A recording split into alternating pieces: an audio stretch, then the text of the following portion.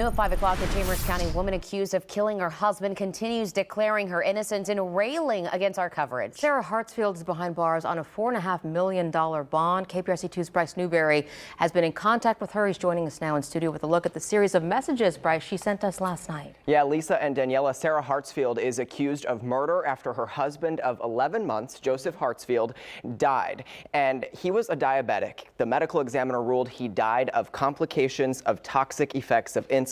A grand jury indicted Sarah for murder in February, and she has been in jail ever since.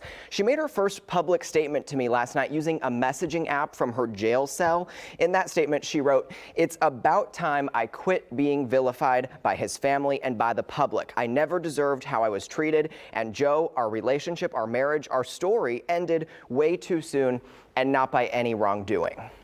All right. Well, you've been following this, Bryce, for a while, and then you've been messaging with her. You said, but how does she message you? Like from where? From her cell, or? Well, that's a question we've been getting a lot, and really it's through a kiosk that's inside of her all-women jail cell. Take a look. This is it here on your screen right now.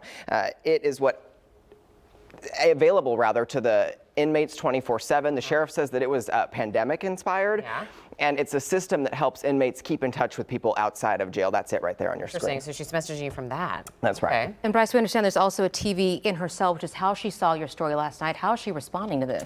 Well, we've gotten a series of messages from her, Lisa. Minutes after our story aired last night, she began sending more messages. She continued sending them at all hours of the night. Right here, these are all of the pages that I printed out of those messages. So I want to share with you what some of them say. She says, despite what court documents and Joseph's family said, their marriage was not toxic. He was not planning to leave her. She also denies that she waited to call an ambulance after finding him unresponsive, and denies that she ignored a phone app sending alerts about his low sugar. She calls her $4.5 million bond unconstitutional and says she was unjustly arrested and held. The real story, she writes, is, quote, when a citizen with no criminal history can be thrown in jail while they think I did something but aren't sure if I did do something, they don't know how.